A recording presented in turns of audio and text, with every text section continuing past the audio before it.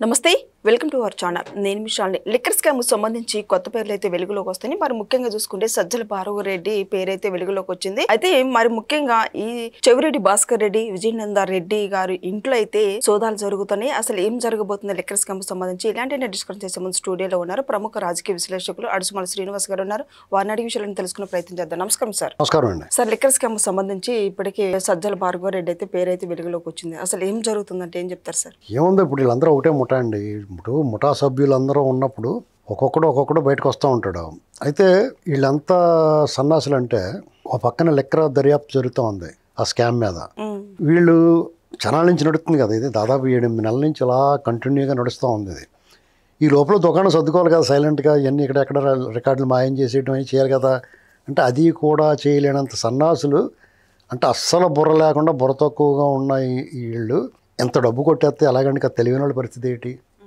ఇప్పుడు తెలివితేటలు ఉండి ఏదో వ్యాపారం చేసుకుందాం దొంగతనం చేయడానికైనా స్కాములు చేయడానికైనా తెలివి ఉండాలి విజయసాయి రెడ్డి లాంటి ఉండి జాగ్రత్తగా జగన్మోహన్ రెడ్డి చేత చేయించాడు ఇప్పుడు ఈ లెక్కర్ స్కామ్లో చూడటానికి పెద్ద స్కెచ్ చేయడరా బాబు చాలా అనిపిస్తుంది కానీ చిన్న దారం లాగితే మొత్తం ఊడొచ్చేసినట్టుగా మొత్తం దొరికిపోయారు ఇప్పుడు ఎవడో తప్పించుకునే పరిస్థితి లేదు ఇప్పుడు వీళ్ళు కొన్ని ఈ దర్యాప్తులో భాగంగా వీళ్ళు సోదాలు నిర్వహిస్తే డొల్ల కంపెనీలన్నీ బయటపడుతున్నాయి వీళ్ళ రికార్డులో పేరు ఒకటి ఫిజికల్గా ఆ కంపెనీ పేరు ఒకటి రెండు వ్యత్యాసం ఉంటుంది అంటే తలకాయ వేరు మొండు వేరు రెండు కలిపి కుట్టినట్టు అన్నమాట ఇలాంటి పరిస్థితుల్లో ఆ విజయానంద రెడ్డి అన్న కూడా ఒకడు ఉన్నాడు చిత్తూరులో అతని దగ్గర కూడా సోదాలు నిర్వహించారు అక్కడ కూడా అనేక రకాల రికార్డులు బయటపడుతూ ఉన్నాయి అంటే లెక్కర్ మద్యం స్కామ్లో వీళ్ళ పాత్ర ఏంటనేటువంటి స్పష్టంగా తెలుస్తూ ఉంది ఇంకా వివరాలు రావాల్సి ఉంది అంటే వీళ్ళు దేన్ని హ్యాండిల్ చేశారు అంటే ఇప్పుడు ఈ స్కామ్ లెక్కరు సప్లై బ్రవరేజ్ అక్కడ అమ్మకాలు సొమ్ము కలెక్ట్ చేయటం దాన్ని డిస్ట్రిబ్యూట్ చేయటం దాన్ని దాయటం ఇలాగ అనేక అంశాలు ఉన్నాయి ఇందులో దీంట్లో కొంత ఇన్వెస్ట్మెంట్లు ఇది ఎవరి దగ్గర ఇన్వెస్ట్ చేశారు సినిమాల రూపంలో సినిమాలు అయితే ఎవరితో సినిమాలు తీశారు ఎవరి చేత సినిమాలు తీయించారు దాని నిర్మాతలకి ఎవరు వ్యవహరించారు బంగారం ఎవరి దగ్గర కొన్నారో ఎంత కొన్నారో ఎవరి చేత కొనిపించారు భూములు అది కూడా అంతే ఎవరు కొన్నారో ఎవరి పేరు బెనామీ పెట్టారు ఇవన్నీ కాకుండా ల్యాండ్ బ్యాంకులాగా ఈ డబ్బులన్నిటిని కలిపి ఆ ల్యాండ్ మార్క్ అపార్ట్మెంట్లో దాచినట్టుగా ఈ డంపులు ఈ నోట్ల కట్టలతో నింపిన డంప్స్ ఇంకా రాష్ట్రంలో ఎక్కడెక్కడ ఉన్నాయి ఎవరు దాన్ని ఆర్గనైజ్ చేశారు ఒక్కొక్క ఏరియాలో ఒక్కొక్కడు దాన్ని నిర్వహిస్తే వీళ్ళందరి మీద ఎవడున్నాడో ఇవన్నీ కూడా తేలాల్సి ఉంది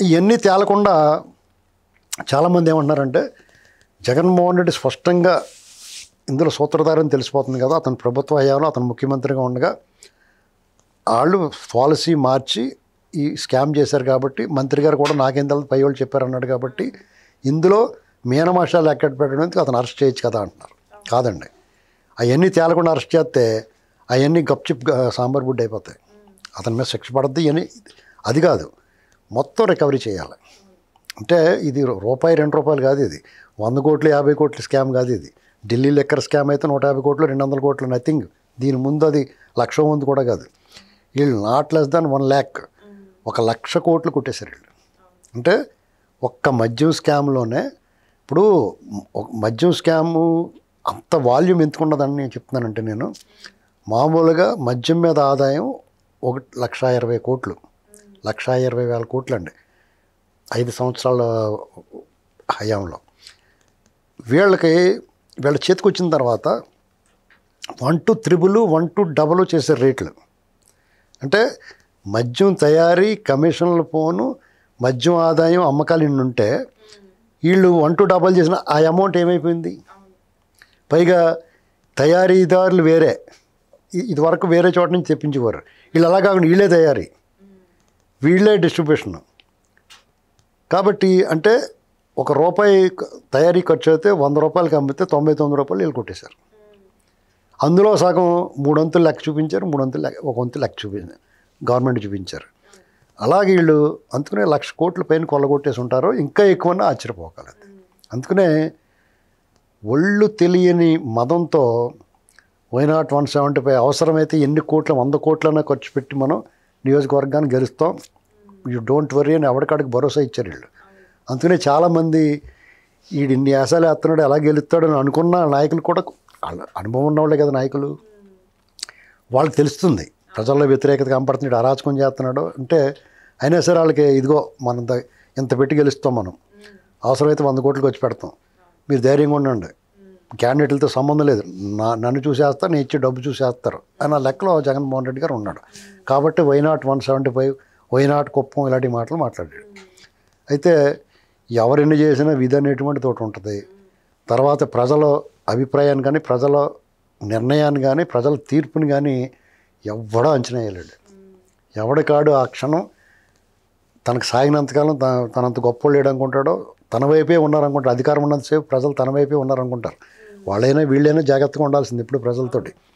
ఎప్పుడు వాళ్ళ మనసు అలా డైనమిక్గా ఉంటుంది, వాళ్ళ అభిప్రాయాలు మారుతూ ఉంటాయి. ఎప్పుడు అలా మారుతుందో చెప్పలేం. ఒక్కొక్కసారి అంటే దీనికి ఎగ్జాంపుల్ చెప్తానండి. అంటే కొన్ని సంఘటనల్లో ఒకప్పుడు ఒకలా స్పందిస్తారు, ఒకప్పుడు ఒకలా స్పందిస్తారు. అంటే ఒకే సంఘటన ఆ ప్రభుత్వంలోనూ ఈ ప్రభుత్వంలో జరిగింది అనుకోండి, అప్పుడు స్పందించిన దానికి ఈ ప్రభుత్వం ఉన్నప్పుడు స్పందించిన దానికి వ్యత్యాసం ఉంటుంది. అలాగే ఒక్కొక్కటి పరిస్థితి ఎలా ఉంటుందంటే, చీమ కొడితే గిలగల్లాడిపోతాడు ఆ నొప్పి తట్టుకోలేక. ఒక్కొక్కటి పాము గరిసినా ఏమవుతాడికి అంటే బాధపడ్డా, చచ్చినా బతికినా పాము గరిసినా కానీ ఈజీగా తీసుకుంటాడు.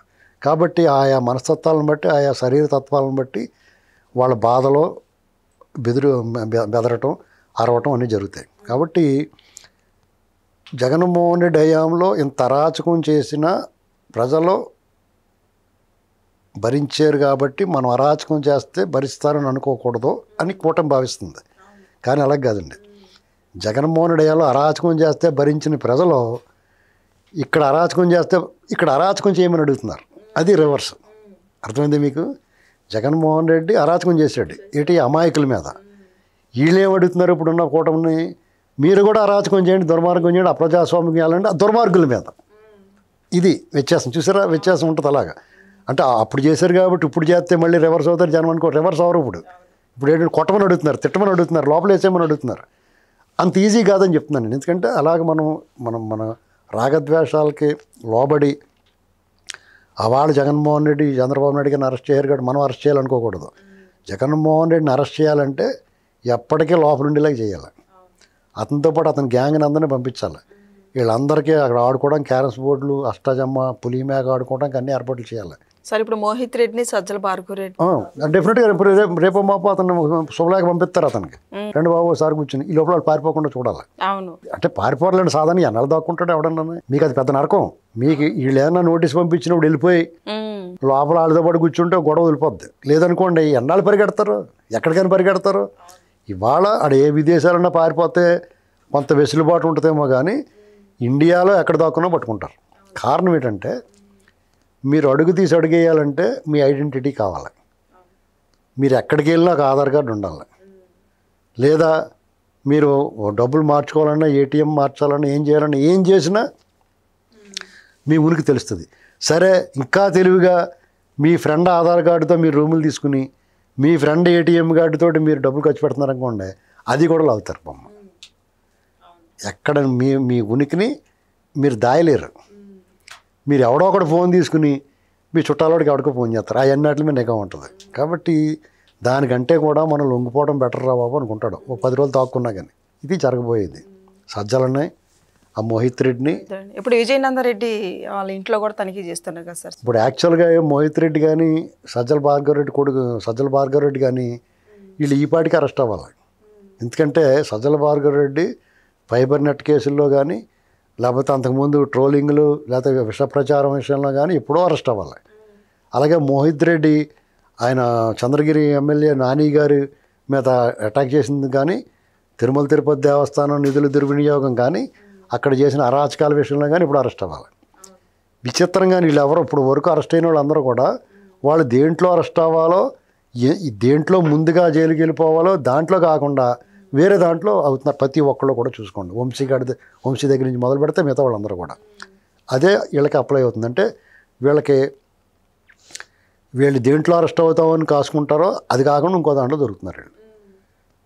తర్వాత మొదటితో మళ్ళీ తగులుకుంటుంది బేరం. వంశీకి అంతే, వేరే దాంట్లో అరెస్ట్ అయ్యాడు, తర్వాత మొదటితో వచ్చి తగులుకుంది. ఇప్పుడు ఆ శ్రీకాంత్ అన్న అమ్మాయి వీడియోలు వచ్చినాయి బయటికి, వాళ్ళు ఇందులో ఎప్పుడో అరెస్ట్ అవ్వాలి వాళ్ళు, కానీ వాళ్ళు ఉత్తుపున్న వాళ్ళు ఉన్న వాళ్ళు ఊరుకోకుండా ఆ వీడియోలు రిలీజ్ చేశారు. దాంతో వాళ్ళు వెళ్ళారు. తర్వాత మళ్ళీ పాత కేసులు తిరగదోడారు.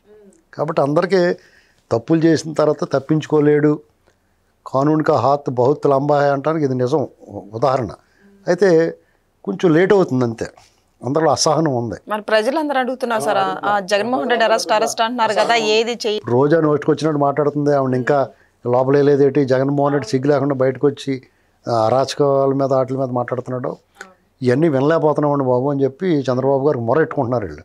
చంద్రబాబు గారు నిన్న కొంచెం కొరడా జులిపించాడు, అది సీరియస్గా అప్లై చేస్తే బాగుంటుంది, వార్నింగ్ ఇచ్చాడు అందరికీ, దాన్ని అమలు చేస్తే బాగుంటుందని చూస్తున్నారు అందరూ.